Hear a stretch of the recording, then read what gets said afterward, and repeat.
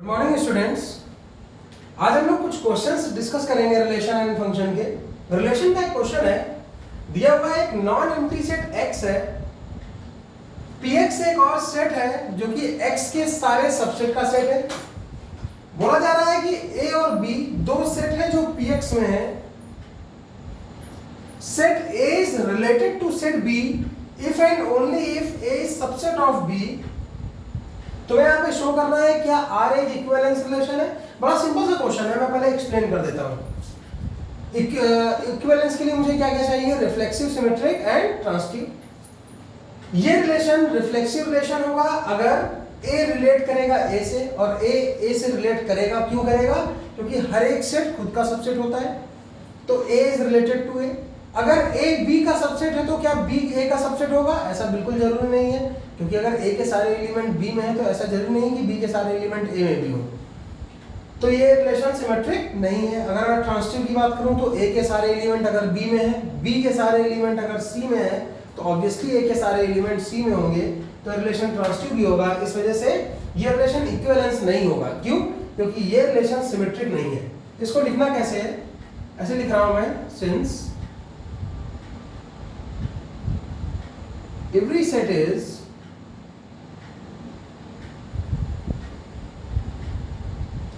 subset of itself, hence A is related to A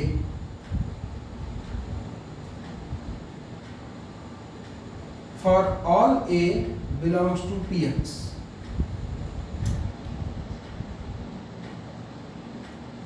So relation R is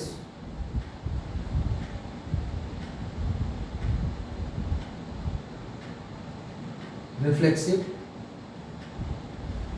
अब मैं इस relation को symmetric के लिए कैसे लिखूंगा? मैं कुछ ऐसे लिख रहा हूं कि if A is related to B, तो इसका मतलब है कि A is subset of B। क्या यहां से मैं बोल सकता हूं कि अगर A B का सबसेट है तो ये जरूरी नहीं है कि B A का सबसेट हो।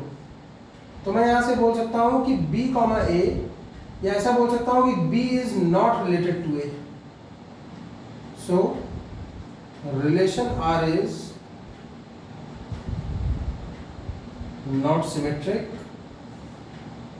अगर कोई इसको ट्रांसटिव के लिए चेक करना चाहता है, वैसे तो यहीं से पता चल गया कि ये रिलेशन इक्विवेलेंस नहीं होगा, लेकिन अगर कोई ट्रांसटिव के लिए चेक करना चाहता है तो क्या लिखेगा? If A related to B, B related to C, तो इसका मतलब है A is subset of B, B is subset of C। मतलब A के सारे एलिमेंट B में है और B के सारे एलिमेंट C में है। तो यहां से मैं कंक्लूड करूंगा A is subset of C। Further मैं यहां से कंक्लूड करूंगा A is related to C। So relation R is transitive.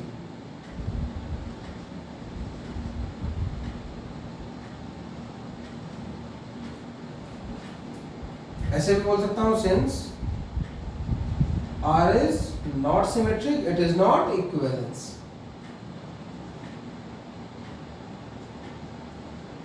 ये मैंने इसका जस्टिफिकेशन लिख दिया है, जो कि बहुत आसान सा है, इसमें कुछ बहुत ज्यादा डाउट नहीं होना चाहिए किसी को। ये इस क्वेश्चन का आंसर होगा। और भी बहुत सारे इंपॉर्टेंट क्वेश्चन है मिसलिनियस में, उनको भी हम लोग एक एक करके देखेंगे। मिसलिनियस में एक और क्वेश्चन दिया है, एक क्वेश्चन है मिसलिनियस एक्सरसाइज का, क्वेश्चन नंबर 15।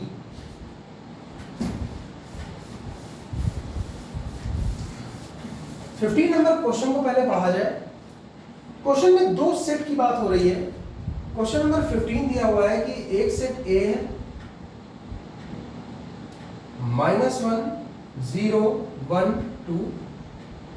एक सेट B है, -4 -2 0 2। दो फंक्शन डिफाइन है। कहां से कहां पे डिफाइन है? A से B पे, मतलब दोनों फंक्शन सेम डोमेन और को डोमेन शेयर कर रहे हैं। इनकी डिफिनीशन क्या क्या दी गई है? बोल रहा है fx की डिफिनीशन x² - x है, जहां पे x कहां से आएंगे? ऑब्वियसली सेट A से आएंगे, क्योंकि A इसकी डोमेन है। जी एक्स की डिफिनेशन क्या दी गई, 2 times mod x minus half, यहां पे भी एक्स किस सेट से आ रहे हैं, सेट ए से आ रहे हैं, और मुझे चेक करना है कि क्या एफ और जी दोनों फंक्शन इक्वल फंक्शन है। तो दो फंक्शन इक्वल कब होते हैं, इक्वल तब होंगे जब वो सेम इनपुट लेके सेम आउटपुट दे दें। तो अगर मैं देखूं तो function F as a input क्या क्या रिसीव कर सकता है, फंक्शन एफ में एज ए इनपुट -1 आ सकता है, एज ए इनपुट 0 आ सकता है, एज ए इनपुट 1 आ सकता है, एज ए इनपुट 2 आ सकता है। जो भी सेट ए के एलिमेंट हैं वो सारे इसमें एज ए इनपुट यूज किए जा सकते हैं। सिमिलरली फंक्शन जी में भी same element as a input use किए जा सकते हैं।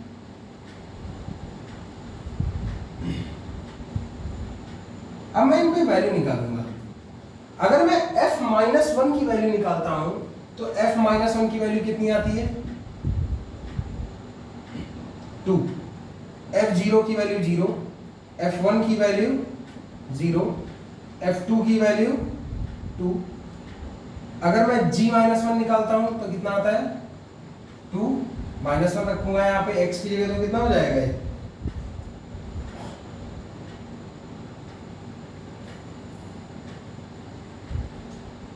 मॉड के अंदर रहेगा, ध्यान रखना है, -1 -हाफ, तो ये कितना आएगा, अच्छा यहाँ पे एक -1 भी है,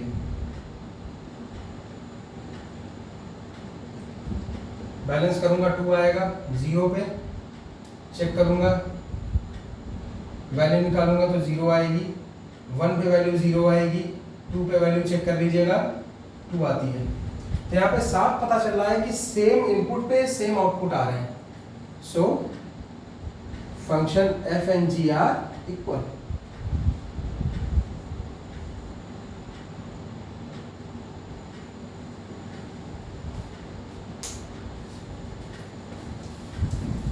ये एक आसान सा क्वेश्चन था।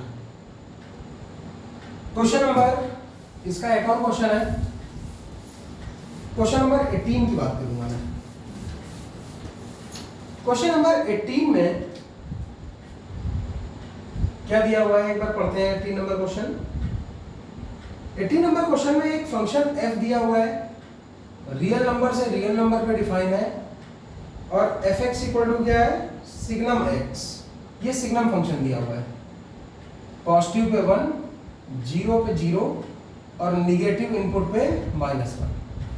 एक फंक्शन g दिया हुआ है, कहां से कहां तक दिया हुआ है, r to r ये भी डिफाइन है, और gx का मतलब दिया है इन्होंने इंटीग्रल पार्ट ऑफ x।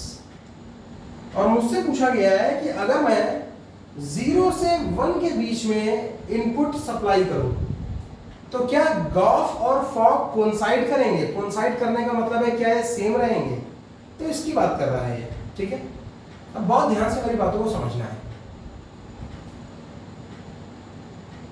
अगर मैं केस वाइज बात करूं, मुझे टोटल किस इंटरवल में चेक करना था, 0 से लेके 1, 0 ओपन में है और 1 क्लोज में।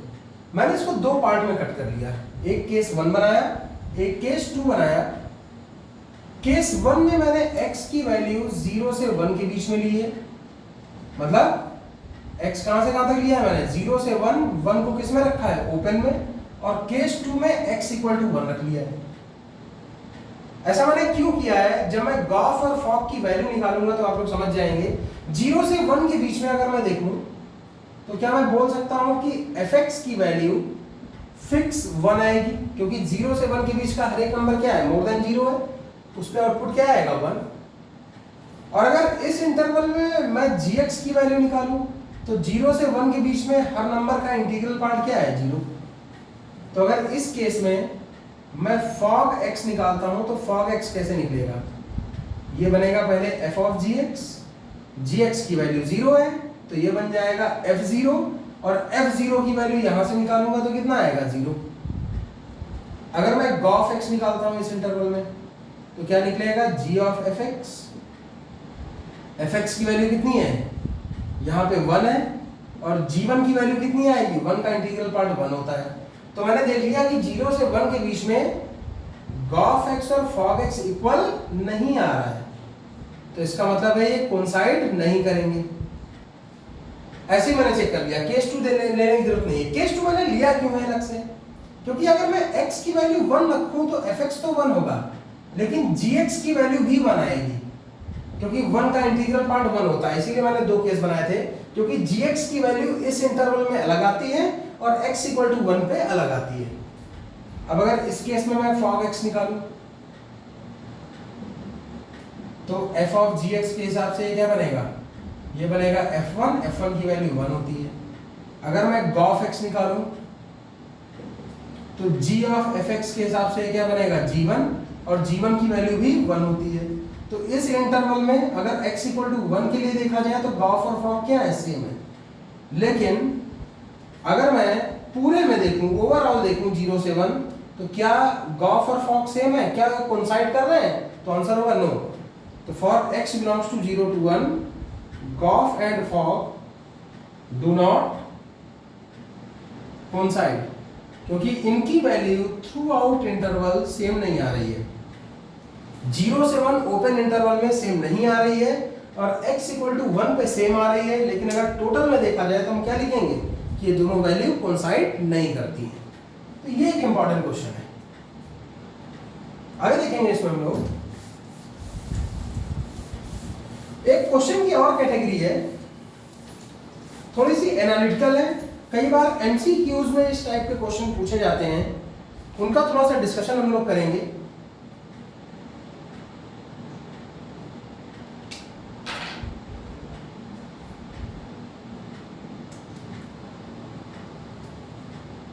एक क्वेश्चन दिया हुआ है मिसलिनियस का, ये क्वेश्चन नंबर 16 दिया हुआ है, let a equal to 1 2 3, find out number of relations containing 1, 2 and 1, 3। मतलब ये दो ऑर्डर पेयर तो जरूर होने चाहिए रिलेशन में, साथ में रिलेशन कैसा होना चाहिए, रिफ्लेक्सिव होना चाहिए, साथ में रिलेशन सिमेट्रिक होना चाहिए। क्या नहीं होना चाहिए, रिलेशन ट्रांसिटिव नहीं होना चाहिए, ये भी दिया हुआ है। तो पूछ रहा है कि इन सारी कंडीशंस को सेटिस्फाई करने वाले टोटल कितने रिलेशन बनाए जा सकते हैं। तो ऐसे क्वेश्चन करने का आसान तरीका क्या होता है उसको ध्यान देना है, क्या स्टेप्स होते हैं उसको समझना है। सबसे पहले मैं एक स्मॉलेस्ट रिलेशन बनाऊंगा जो इन सारी कंडीशंस को सेटिस्फाई करे। क्या करूंगा मैं, स्मॉलेस्ट रिलेशन बना रहा हूं R1 जो इन सारी कंडीशंस को सेटिस्फाई करे। सारी कंडीशंस को सेटिस्फाई करने का मतलब क्या है, वो रिलेशन रिफ्लेक्सिव हो, मतलब उसमें 1 1 2 2 3 3 को तो होना ही है। साथ में बोल रहा है कि उसमें 1 2 और 1 3 भी डालने पड़ेंगे, डाल दिए मैंने अपनी तरफ से। फिर बोल रहा है कि रिलेशन को सिमेट्रिक होना चाहिए, तो अगर 1 2 पढ़ा है तो 2 1 भी आएगा, 1 3 पढ़ा है तो 3 1 भी आएगा। और साथ में बोल रहा है रिलेशन को ट्रांसिटिव नहीं होना चाहिए। तो क्या ये रिलेशन ट्रांसिटिव है इतनी कंडीशन पे, बिल्कुल नहीं है, क्योंकि इसमें 3 1 है, 1 2 है लेकिन 3 2 नहीं है, तो ये रिलेशन ट्रांसिटिव नहीं है। तो ये मैंने सबसे छोटा रिलेशन बनाया है, एक ऐसा रिलेशन जो रिफ्लेक्सिव है, जो सिमेट्रिक भी है, जो 1, 2, 1, 3 को कंटेन भी करता है और साथ में ट्रांसिटिव नहीं है। अब मुझे क्या करना है, मुझे सर्च करना है कि क्या इन सारी कंडीशंस को मानने वाले कोई और रिलेशन भी हो सकते हैं इसके अलावा। तो सबसे पहले तरीका क्या होगा, 1 2 3 में टोटल अगर मैं A क्रॉस A में ऑर्डर्ड पेयर देखूं तो कितने बनेंगे, 9, क्योंकि A में नंबर ऑफ एलिमेंट कितने हैं, 3। तो कोई भी रिलेशन डिफाइन होगा तो वो A क्रॉस A का सबसेट होगा, मतलब उसमें एलिमेंट तो A क्रॉस A से ही आ रहे हैं। तो क्या मैं बोल सकता हूं कि फर्दर रिलेशन बनाने के लिए जो रिमेनिंग ऑर्डर्ड पेयर्स हैं वो कौन कौन से बचे हैं, अभी मेरे पास रिमेनिंग ऑर्डर्ड पेयर है वो मेरे पास बचे हुए हैं अभी 2 3 एंड 3 2। ये दो ऑर्डर्ड पेयर ऐसे हैं जो अभी मैंने यूज नहीं किए हैं। इसके यूज से मुझे चेक करना है कि क्या और ऐसे रिलेशन बन सकते हैं जो इन कंडीशंस को सेटिस्फाई करें। तो थोड़ी देर के लिए मान लिया मैंने कि एक रिलेशन में R2 बनाना चाहता हूं जिसमें ये जो स्मॉलेस्ट वाले एलिमेंट है ये तो कंपलसरी है, ये तो रहेंगे ही। अब मैं ये देखना चाहता हूं कि क्या इनमें से जो रिमेनिंग ऑर्डर्ड पेयर थे, इनमें से कोई ऑर्डर्ड पेयर ऐड करके कुछ काम चल सकता है हमारा। ऐड भी कैसे हो सकता है? दो चॉइस है मेरे पास, या तो मैं दोनों ऑर्डर्ड पेयर एक साथ ऐड कर दूं, या तो मैं एक एक करके ऐड करूं। अब प्रॉब्लम क्या आएगी? अगर मैं दोनों ऑर्डर्ड पेयर एक साथ ऐड कर देता हूं तो ये बन जाएगा एक यूनिवर्सल रिलेशन। यूनिवर्सल रिलेशन होता है इक्विवेलेंस, और इक्विवेलेंस होता है ट्रांसिटिव, जो कि मुझे नहीं चाहिए। तो इसका मतलब है मैं दो दो करके ऑर्डर्ड पेयर इसमें ऐड नहीं कर सकता हूं। अब बात करता हूं एक एक करके। तो अगर मैं 2,3 सिर्फ ऐड करता हूं तो मुझे इसको सिमेट्रिक बनाना है तो 3,2 डालना पड़ेगा। अगर 3,2 डालता हूं तो मुझे सिमेट्रिक बनाने के लिए 2,3 डालना पड़ेगा। तो इसका मतलब है एक एक करके भी इसमें ऐड नहीं किया जा सकता है। तो इसका मतलब है और कोई ऐसा रिलेशन नहीं बनेगा, सिर्फ ये एक ऐसा बेसिक रिलेशन बनेगा जो इन सारी कंडीशंस को सेटिस्फाई करता है। इसके अलावा और कोई भी रिलेशन बनाना पॉसिबल नहीं है। मैं एक बार फिर से एक क्वेश्चन एक्सप्लेन करना चाहूंगा। मेरे पास एक सेट ए दिया हुआ था जिसमें 3 एलिमेंट थे 1 2 3। मुझे ऐसे नंबर ऑफ रिलेशंस बताने थे, मतलब कितने रिलेशन पॉसिबल हो सकते हैं जो इन 4 कंडीशंस को सेटिस्फाई करें। पहली चीज, उनमें 1 2 1 3 होना चाहिए, वो रिलेशन रिफ्लेक्सिव सिमेट्रिक होने चाहिए, एज वेल एज वो रिलेशन ट्रांसिटिव नहीं होना चाहिए। तो मेरा पहला काम है कि मैं एक स्मॉलेस्ट रिलेशन बनाऊंगा जो इन सारी कंडीशन को सेटिस्फाई करे। तो मैंने एक सबसे छोटा रिलेशन R1 बनाया विच कंटेन्स 1 1 2 2 3 3। क्यों इसमें डाला मैंने तीनों? क्योंकि मुझे इसको रिफ्लेक्सिव बनाना है। 1 2 1 3 इसमें होने चाहिए एज पर कंडीशन। मुझे इसको सिमेट्रिक भी बनाना है, तो 1 2 है तो 2 1 डाल दिया, 1 3 है तो 3 1 डाल दिया। ये तीनों मैंने बना दिए। मैंने चेक किया क्या ये ट्रांसिटिव तो नहीं हो गया कहीं, तो मुझे पता चल रहा है कि नहीं, 3 1 है इसमें, 1 2 है और 3 2 नहीं है, तो ये रिलेशन ट्रांसिटिव नहीं है। तो ये मेरा पहला रिलेशन एक R1 मिला जो ये सारी कंडीशंस को सेटिस्फाई कर रहा है। अब मैंने देखा कि मेरे पास रिमेनिंग ऑर्डर पेयर कितने बचे हुए हैं जो इस रिलेशन में फर्दर ऐड किए जा सकें, जिससे और डिफरेंट रिलेशन बने हमारे पास। तो मैंने चेक किया तो मुझे पता चला 2 ऐसे हैं ऑर्डर पेयर 2 3 और 3 2, जिनको ऐड करके हम लोग आगे के रिलेशन कुछ बना सकते हैं। तो अब मेरे पास यहाँ पे कुछ चॉइस है कि अगर मैं दोनों रिलेशन, ये दोनों ऑर्डर पेयर एक साथ ऐड करता हूं तो रिलेशन हो जाएगा रिफ्लेक्सिव।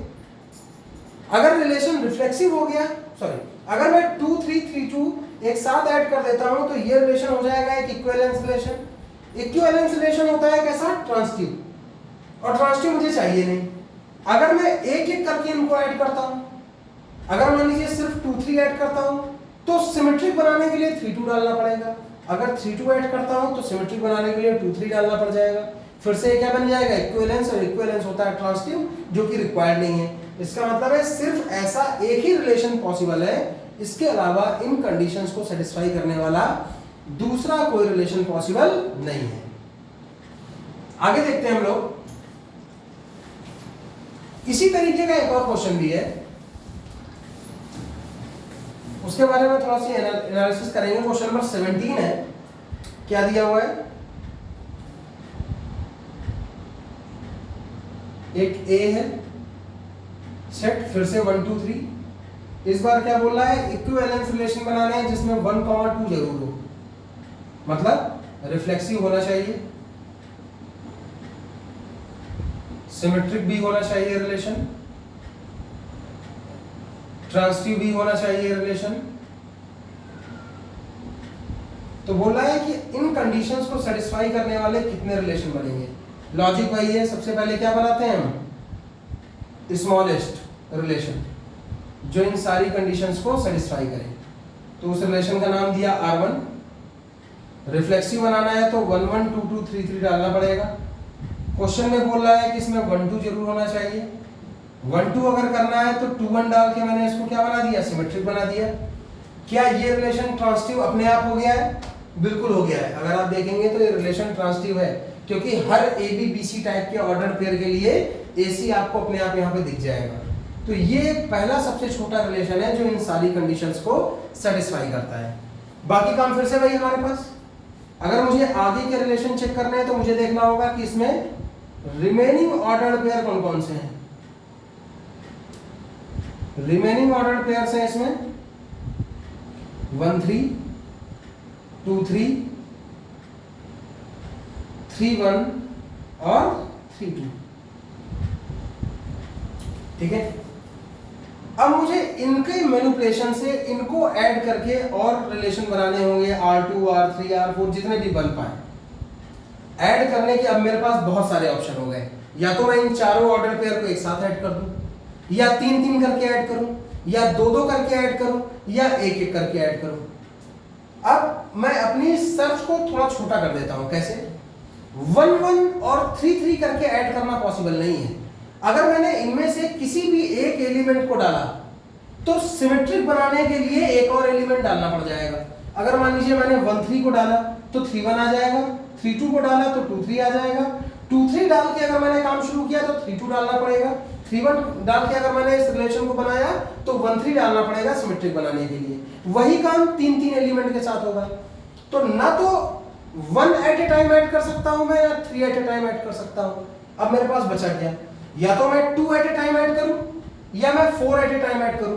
4 एट ए टाइम ऐड करना बहुत आसान है, क्योंकि अगर मैं चारों का चारों एक साथ डाल देता हूं इसमें तो मुझे आसानी हो जाएगी। आसानी क्या हो जाएगी?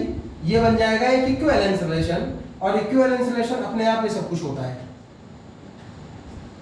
तो दूसरा ये रिलेशन आ गया जो सारी कंडीशन सेटिस्फाई कर रहा है। अभी मैंने चेक नहीं किया, अभी मैंने 2 2 करके तो चेक ही नहीं किया कि 2 2 करके कहीं और तो नहीं बन रहे हैं। तो 1 1 2 2 3 3 1 2 2 1 तो मैंने लिख लिया। अब मैं चेक करूंगा कि 2 2 करके अगर बनाया जाए तो क्या बात बन रही है। देखो 1 3 2 3 करके ऐड करके कोई फायदा नहीं, क्योंकि फिर सिमेट्रिक के लिए गड़बड़ होगी। लेकिन अगर मैं 1 3 और 3 1 ऐड कर दूं तो सिमेट्रिक बन गया। ये रिफ्लेक्सिव भी है, सिमेट्रिक भी है, 1 2 भी कंटेन कर रहा है। लेकिन अब प्रॉब्लम आएगी, 3 1 है, 1 2 है, लेकिन 3 2 नहीं है। और अगर मैंने 3 2 डाल दिया तो मुझे सिमेट्रिक बनाने के लिए 2 3 डालना पड़ जाएगा। ये फिर से मैं वहीं पहुंच जाऊंगा, चारों एक साथ ऐड करने पड़ेंगे। तुम ये नोटिस करोगे कि तुम कोई भी 2 ऐड करके देखो, तुम्हें सारी कंडीशन अगर फॉलो करानी है तो चारों ऐड हो जाते हैं। तो इसका मतलब है कि इसके अलावा और कोई दूसरा रिलेशन नहीं आएगा। टोटल नंबर ऑफ रिलेशंस कितने बनेंगे इस केस में? 2 बनेंगे, जो सारी कंडीशंस को सेटिस्फाई कर रहे हैं। मैं एक बार दोबारा से इसको एक्सप्लेन करना चाहूंगा कि एक सेट ए दिया हुआ था जिसमें 3 एलिमेंट थे 1 2 3। मुझे ऐसे नंबर ऑफ रिलेशंस निकालने थे जिसमें एक ऑर्डर पेयर हो 1 2। रिलेशन क्या क्या होना चाहिए? रिफ्लेक्सिव होना चाहिए, सिमेट्रिक होना चाहिए, ट्रांसिटिव होना चाहिए। मुझे ऐसे स्मॉलेस्ट रिलेशन निकालने हैं मुझे ऐसे रिलेशंस निकालने हैं जो इस सारी कंडीशंस को सेटिस्फाई करें। तो पहला काम होगा, सबसे पहले मैं एक सबसे छोटा स्मॉलेस्ट रिलेशन बना लूंगा जो इन सारी कंडीशन को सेटिस्फाई करता हो, जो कि है रिमेनिंग ऑर्डर पेयर। ये चारों हुए। मेरे पास पॉसिबिलिटी क्या है? या तो मैं 1 1 करके ऐड करूं, 2 2 करके ऐड करूं, 3 3 करके ऐड करूं, 4 4 करके ऐड करूं। 1 1 करके ऐड करने वाली और 3 3 करके ऐड करने वाली जो भी हमारी स्ट्रेटजी थी वो तो तुरंत ही बेकार हो गई। क्यों? क्योंकि जैसे मैं कोई भी एक सिंगल ऑर्डर पेयर ऐड करूंगा, सिमेट्रिक बनाने के लिए सेकंड ऑर्डर पेयर अपने आप आ जाएगा। जैसे मैं कोई 3 ऐड करूंगा, सिमेट्रिक बनाने के लिए चौथा अपने आप ऐड हो जाएगा। तो इसका मतलब है ना तो मैं 1 1 करके ऐड कर पाऊंगा, ना 3 3 करके। तो मैंने पहला काम किया, चारों एक साथ ऐड कर दिए। तो ये क्या बन गया? यूनिवर्सल। यूनिवर्सल अपने आप इक्विवेलेंस होता है, तो ये सारी कंडीशन फॉलो करेगा। तो दूसरा ये हुआ। फिर मैंने देखा कि क्या मैं 2 2 ऐड करके कुछ बना सकता हूं। तो 2 2 जब मैंने ऐड किए तो 1 3 और 2 3 टाइप से अगर मैं ऐड करूंगा तो फिर से वही 4 सिमेट्रिक बनाने के लिए ऐड करने पड़ जाएंगे। अगर मैं 1 3 और 3 1 ऐड करता हूं यहां तक, तो ये सिमेट्रिक तो हो गया। लेकिन अगर ये 3 1 और 1 2 ऐड है तो 3 2 ऐड करना पड़ेगा ट्रांसिटिव बनाने के लिए। 3 2 ऐड है तो 2 3 फिर से ऐड करना पड़ेगा सिमेट्रिक बनाने के लिए। मतलब मैं जहां से चला था वापस वहीं पे पहुंच गया हूं। मतलब 2 अगर मैं ऐड करता हूं तो ये सारी कंडीशन फॉलो कराने के चक्कर में मुझे चारों के चारों ऐड करने पड़ेंगे। इस वजह से ऐसे रिलेशन सिर्फ ये R1 R2 2 होंगे जो इन सारी कंडीशंस को फॉलो करेंगे। ये भी एक क्वेश्चन का टाइप है, एमसीक्यूज में आते हैं क्वेश्चन, इनको भी ध्यान रखना है।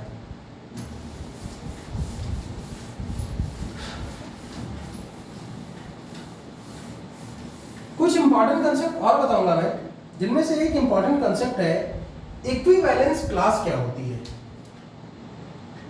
मैं इसको बहुत आसान तरीके से समझा रहा हूं। एनसीईआरटी बुक में कोई खास क्वेश्चन नहीं है इक्विवेलेंस क्लास का, लेकिन एक कंसेप्ट है क्या, इसको बहुत कायदे से समझना है, ठीक है। सबसे पहली चीज है कि इक्विवेलेंस क्लास एक इक्विवेलेंस रिलेशन पे ही एप्लीकेबल है, नाम से पता चल रहा है। डेफिनेशन की अगर बात की जाए तो पहले मैं डेफिनेशन ही बोल देता हूं। बोला जाता है late R is an equivalence relation on a non-empty set A। मैंने क्या बताया, इक्विवेलेंस क्लास के लिए सबसे पहले क्या होना जरूरी है, रिलेशन का इक्विवेलेंस होना जरूरी है। फिर बोला जाता है इक्विवेलेंस क्लास ऑफ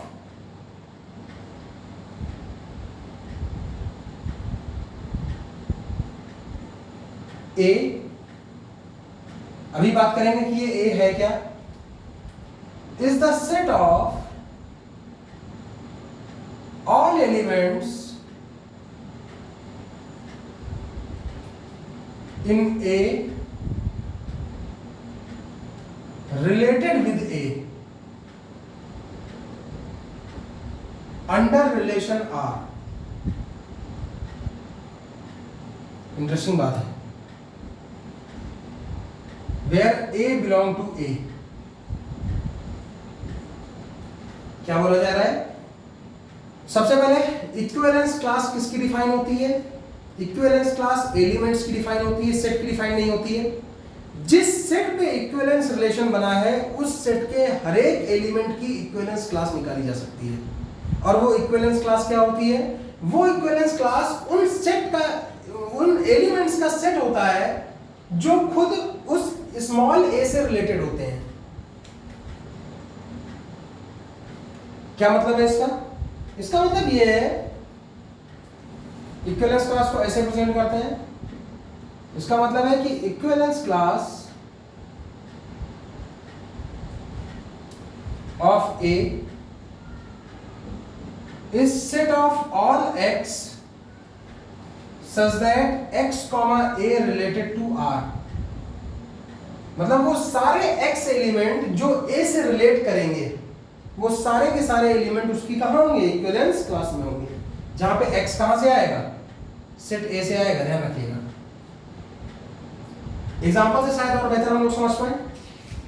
एक एग्जांपल लेता हूं मैं, मान लीजिए एक सेट था मेरे पास a जिसमें 1 2 3 एलिमेंट है और इस पे मैंने एक इक्विवेलेंस रिलेशन बना दिया 1 1 2 2 3 3 1 2 2 1। सबसे पहले इक्विवेलेंस क्लास निकाली किसकी जाएगी, ए के जितने भी एलिमेंट हैं इन सबकी इक्विवेलेंस क्लास में निकाल सकता हूं। इक्विवेलेंस क्लास में 1 की निकाल सकता हूं, इक्विवेलेंस क्लास में 2 की निकाल सकता हूं, इक्विवेलेंस क्लास में 3 की निकाल सकता हूं। इक्विवेलेंस क्लास होगा क्या, मैं देखूंगा कि 1 के साथ कौन कौन से एलिमेंट रिलेटेड हैं। अच्छा, कई लोग इसमें कंफ्यूज हो जाते हैं कि सर यहाँ पे x, a लिखना है कि a, x लिखना है। मैं बार बार बता रहा हूं कि ये रिलेशन इक्विवेलेंस रिलेशन है। इक्विवेलेंस रिलेशन है तो सिमेट्रिक भी होगा। तुम चाहे x, a लिखो या a, x लिखो, अगर x, a टाइप का एलिमेंट रिलेशन में है तो फॉर श्योर a, x भी होगा। तो 1 से रिलेटेड कौन कौन से दिख रहा है, 1 के साथ क्या दिख रहा है, 1 दिख रहा है, 1 के साथ 2 भी दिख रहा है मुझे, तो इसकी इक्विवेलेंस क्लास में क्या है, ये दोनों एलिमेंट हैं। 2 के साथ क्या क्या रिलेटेड है, 2 के साथ 2 रिलेटेड दिख रहा है, 2 के साथ 1 रिलेटेड दिख रहा है, 3 के साथ क्या रिलेटेड है, 3 के साथ 3 रिलेटेड दिख रहा है। तो ये इक्विवेलेंस क्लास का कांसेप्ट है। इक्विवेलेंस क्लास मैं फिर से बताता हूं, इक्विवेलेंस क्लास किसकी डिफाइन होती है, उस पर्टिकुलर सेट के एलिमेंट्स की डिफाइन होती है जिस पे इक्विवेलेंस रिलेशन बनाया जाता है। इक्विवेलेंस रिलेशन बनाया हुआ है, ये मान लीजिए R एक इक्विवेलेंस रिलेशन है, तो एक इक्विवेलेंस क्लास का मतलब है कि वो सारे एलिमेंट लिख दो जो A से रिलेट करते हो। तो यहाँ पे वही किया गया है, यहाँ पे 1 से रिलेटेड एलिमेंट कौन सा है, 1 और 2। इससे कोई फर्क नहीं पड़ता कि ऑर्डर्ड पेयर a, x की फॉर्म में है कि x, a की फॉर्म में है, इससे कोई लेना देना नहीं है। क्योंकि अगर a, x टाइप का एक ऑर्डर्ड पेयर रिलेशन में होगा तो x, a भी रिलेशन में होगा क्योंकि ये इक्विवेलेंस रिलेशन है। तो यहाँ पे ये चीज याद रखनी है कि इक्विवेलेंस क्लास का मतलब क्या होता है, एक्चुअल यूज क्या होता है, ये कुछ अच्छे क्वेश्चंस में पता चलेगा जो हम लोग अभी करेंगे। अब में जितने भी इक्विवेलेंस रिलेशन के क्वेश्चन किए हैं वो सारे रिलेशन एक सिंगल सेट पे डिफाइन होते थे। अब हम लोग कुछ और बेहतर क्वेश्चन करेंगे, कुछ और अच्छे कंसेप्ट सीखेंगे। एक क्वेश्चन है, बोला जा रहा है प्रूव दैट, ये इंपॉर्टेंट क्वेश्चन है एग्जाम पॉइंट ऑफ व्यू से। मैं ऐसे 3 क्वेश्चन टोटल डिस्कस करूंगा, ये तीनों ही क्वेश्चन बहुत इंपॉर्टेंट है। क्वेश्चन पहला है इसमें, prove that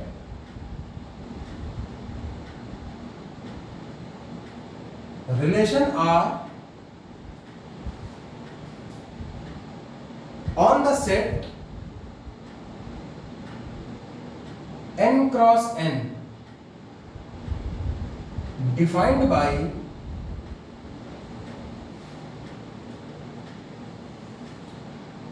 a comma b related to c comma d under a condition a plus d equal to b plus c for all AB comma CD belongs to n cross n, show that, अच्छा proof तो पहले लिखा हुआ है, proof that this is an equivalence relation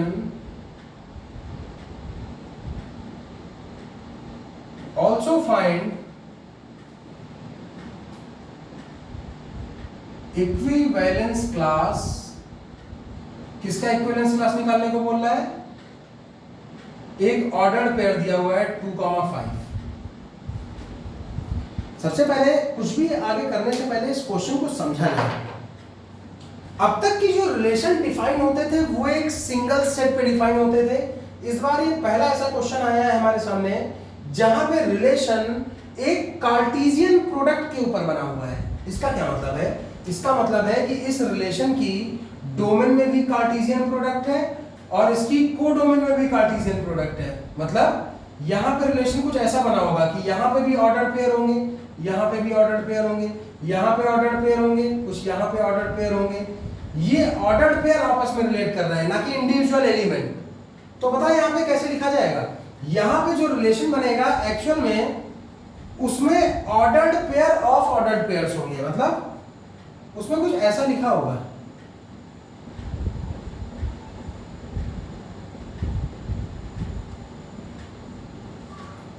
question से इसका कोई relation नहीं है, मैं एक्सप्लेन कर रहा हूं कि n क्रॉस n में रिलेशन के डिफाइन होने का मतलब क्या होता है।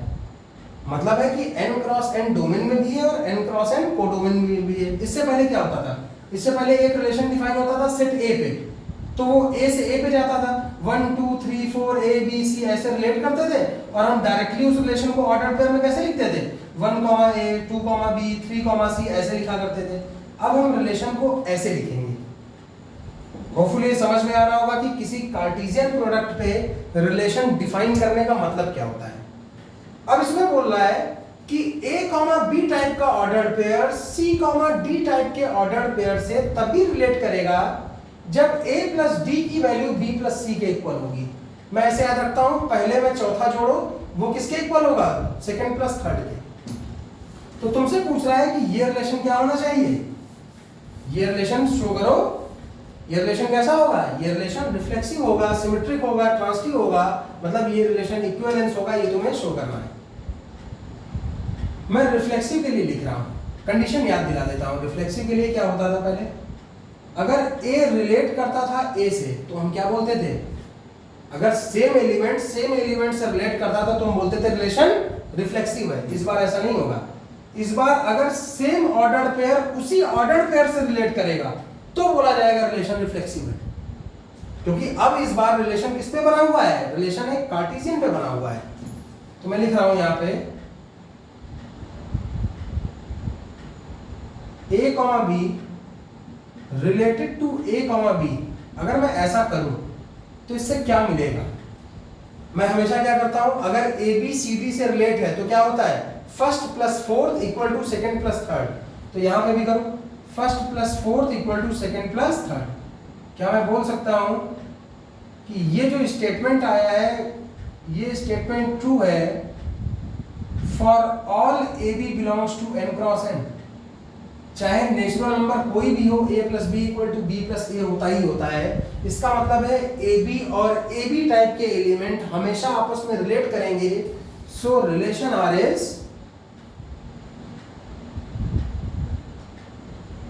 रिफ्लेक्सिव। अब मैं सिमेट्री के लिए कंडीशन लिख रहा हूं। सिमेट्री के लिए मैंने लिखा if a comma B relate करता है c कॉमा डी से, तो वहां से कंडीशन क्या आती है? वहां से कंडीशन आती है a plus D equal to B plus C. बोलो, इसको मान लिया मैंने इक्वेशन नंबर 1 है, कंडीशन 1 है। अगर c कॉमा डी रिलेट करे a कॉमा बी से, तो कंडीशन क्या आएगी? फिर से वही, first plus fourth equal to second plus third. क्या मैं बोल सकता हूं कंडीशन 1 और 2 सेम है, बस LHS RHS में आ गया है, RHS LHS में चला गया है। तो since 1 and 2 are same conditions, relation R is symmetric। अब मैं इसको ट्रांसटिव शो करूंगा। कैसे? एज्यूम करूंगा मैं कि a कॉमा बी टाइप का order pair c comma D type के ऑर्डर पेयर से रिलेटेड है। फिर मैं एज्यूम करूंगा c कॉमा डी टाइप का order pair e comma f type के ऑर्डर पेयर से रिलेटेड है, और वहां से मैं शो करूंगा कि अगर a comma B e comma f से रिलेट करेगा तो ये रिलेशन ट्रांसटिव होगा।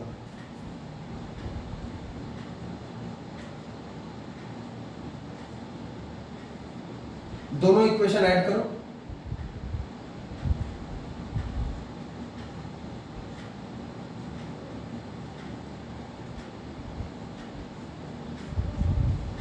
a plus F equal to आ रहा है b प्लस ई। क्या मैं यहां से बोल सकता हूं कि a कॉमा बी रिलेट करता है e कॉमा एफ से, क्योंकि मुझे मिल रहा है first plus fourth equal to second plus third. So relation R is transitive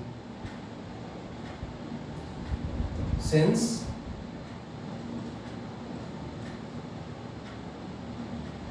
relation R is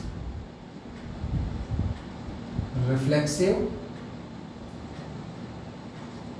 symmetric, transitive, it is equivalence। अब इस पे आते हैं कि इक्विवेलेंस क्लास इस एलिमेंट का मुझे निकालना है। इस बार एक नॉर्मल एलिमेंट नहीं है, इस बार क्या है? ऑर्डर पेयर है। क्यों? क्योंकि ये रिलेशन एक कार्टेशियन पे डिफाइन है, और इस कार्टेशियन में कोई नॉर्मल एलिमेंट हो ही नहीं सकते। इसमें तो क्या होंगे? ऑर्डर पेयर ही होंगे। तो मुझे 2,5 की इक्विवेलेंस क्लास निकालनी है। याद है मैंने इक्विवेलेंस क्लास की डेफिनेशन क्या बताई थी? अगर मुझे a की इक्विवेलेंस क्लास निकालनी है तो a की इक्विवेलेंस क्लास में वो सारे एलिमेंट x होते हैं such that x, a belong to R। तो क्या मैं यहां से ये बोल सकता हूं कि इक्विवेलेंस क्लास अगर 2,5 की निकाल रहा हूं तो ऑब्वियसली इसकी इक्विवेलेंस क्लास में भी ऑर्डर पेयर होंगे। मैंने मान लिया कि इसकी इक्विवेलेंस क्लास में कैसे ऑर्डर पेयर है? c, d टाइप के ऑर्डर पेयर हैं सच दैट अगर 2,5 को c, d के साथ पेयर होना है तो कुछ ऐसा होना चाहिए कि 2,5 will relate to c, d, या ऐसा बोल सकते हैं c, d will relate to 2,5। इससे कोई फर्क नहीं पड़ता। अच्छा, c, d 2,5 से रिलेट किस कंडीशन में करेगा? जब first plus fourth equal to क्या हो जाए? Second plus third. यही तो कंडीशन थी इस रिलेशन की कि पहला एलिमेंट प्लस चौथा एलिमेंट सेकेंड और थर्ड के समेशन के इक्वल है। मतलब d इक्वल टू क्या है? c plus 3। तो इसका मतलब है कि 2,5 की इक्विवेलेंस क्लास में पता है कैसे एलिमेंट होंगे? इस तरीके के ऑर्डर पेयर होंगे जिनका सेकेंड एलिमेंट पहले से 3 ज्यादा हो। नेचुरल नंबर पे डिफाइन है, सबसे छोटा नेचुरल नंबर 1 होता है, तो 1 के करस्पॉन्डिंग क्या आएगा? 4।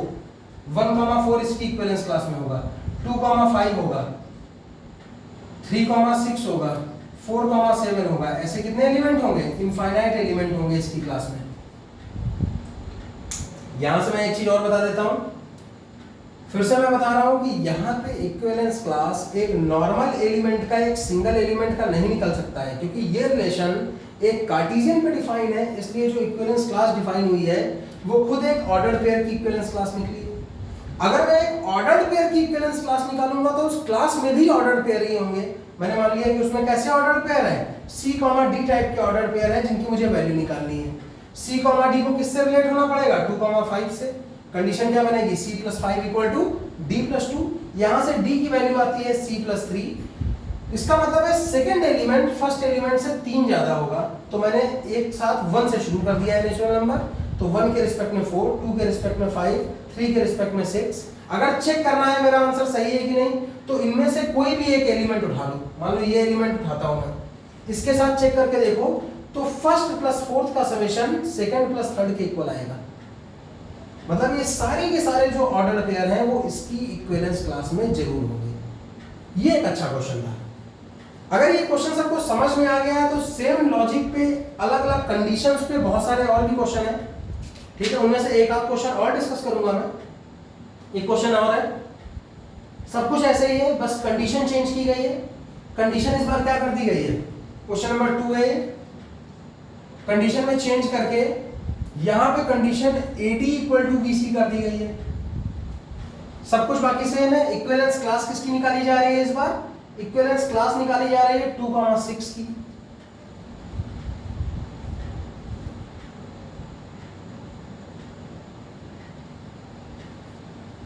तुमसे पूछा गया है यहाँ पे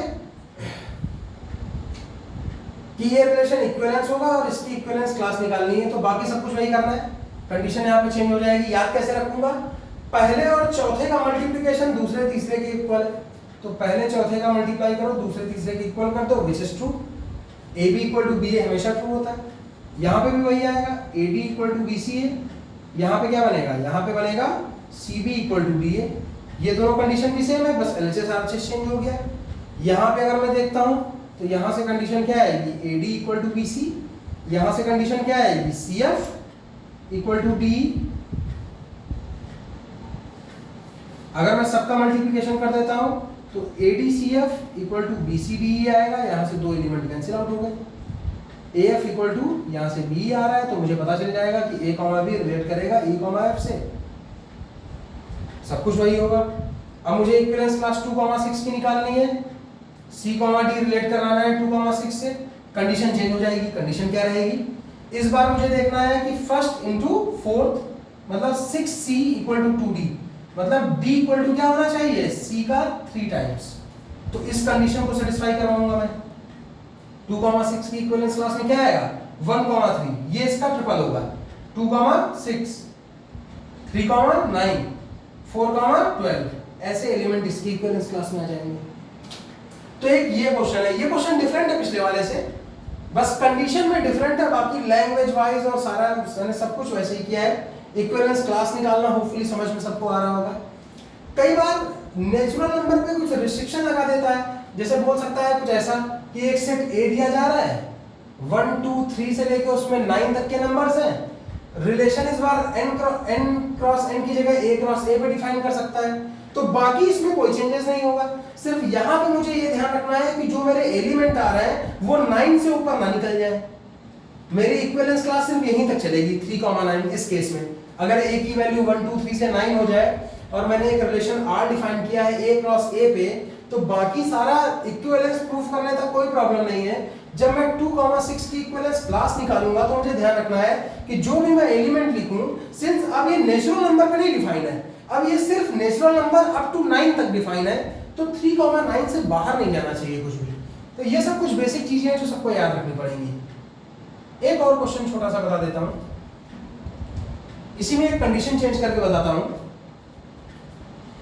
एक रिलेशन है n क्रॉस n पे, इस बार ऐसे दिया है, AD B + C =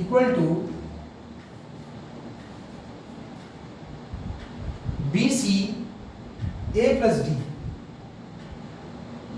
जहां पे ABCD सब किसको डिफाइन करते हैं, कहां को बिलोंग करते हैं, n क्रॉस n पे। इक्विवेलेंस क्लास भी पूछी जा रही है, किसकी पूछी जा रही है इक्विवेलेंस क्लास? इक्विवेलेंस क्लास यहां पे बतानी है मुझे अच्छा, इसमें इक्विवेलेंस क्लास नहीं बतानी है, बतानी भी होगी तो कोई इशू नहीं होगा, बता भी सकते थे हम लोग, कोई दिक्कत नहीं है, छोड़ देते हैं इसको। इतना है क्वेश्चन था। अब इस क्वेश्चन पे आगे बढ़ने से पहले मैं कुछ कंडीशन में मैनिपुलेशन करूंगा, इसको याद रखना मुश्किल है। मैं इसी कंडीशन को ऐसे लिख रहा हूँ, b + c / bc = a + d / ad। इसी कंडीशन को ऐसे लिख रहा हूँ मैं 1/b + 1/c = 1/a + 1/d। याद रखना आसान है। दूसरे तीसरे एलिमेंट के रेसिप्रोकल का समेशन इक्वल टू पहले चौथे एलिमेंट के रेसिप्रोकल का समेशन। अगर ये याद रखोगे तो ये आसानी से हो जाएगा क्वेश्चन। अगर मैं ए बी रिलेट कराना चाहता हूँ ए बी से, तो दूसरे तीसरे एलिमेंट के रेसिप्रोकल का समेशन पहले और चौथे के रेसिप्रोकल के समेशन के इक्वल होता है। काम खत्म हो गया। यहाँ पे अगर मैं वही काम करना चाहता हूँ तो दूसरे और तीसरे के रेसिप्रोकल का समेशन पहले चौथे के रेसिप्रोकल के इक्वल, दूसरे तीसरे के रेसिप्रोकल का समेशन पहले और चौथे के रेसिप्रोकल के इक्वल। फिर से वही कंडीशन सेम आ रही है, यहाँ पे भी वही काम हो जाएगा। दूसरे और तीसरे के रेसिप्रोकल का समेशन पहले और चौथे के रेसिप्रोकल के समेशन के इक्वल, दूसरे और तीसरे के रेसिप्रोकल का समेशन पहले और चौथे के रेसिप्रोकल के इक्वल। दोनों को जब जोड़ दूंगा मैं तो यहाँ से कंडीशन आ जाएगी 1/c 1/d कैंसिल हो जाएगा, 1/b + 1/e = 1/a + 1/f। यहाँ से मैं बोलूँगा कि a, b रिलेट करता है e, f को, क्योंकि फिर से वही हो रहा है, दूसरे का रेसिप्रोकल प्लस तीसरे का रेसिप्रोकल इक्वल टू पहले का रेसिप्रोकल प्लस चौथे का reciprocal. So relation is transitive. इस तरीके से इस क्वेश्चन को किया जा सकता है। तो कई बार देखा जाता है कि इन कंडीशंस को थोड़ा बहुत मैनिपुलेशन भी करते हैं। तो इस क्वेश्चन में इस तरीके के क्वेश्चन पूछे जाने के बोर्ड में काफी सारा चांस होता है, ठीक है। In comparison to single set Cartesian पे क्वेश्चन ज्यादा आता है। तो ये इस पूरे चैप्टर की थ्योरी प्लस क्वेश्चन था, ठीक है। होपफुली समझ में आया होगा सबको, इसकी प्रैक्टिस करनी है अच्छे से। Thank you.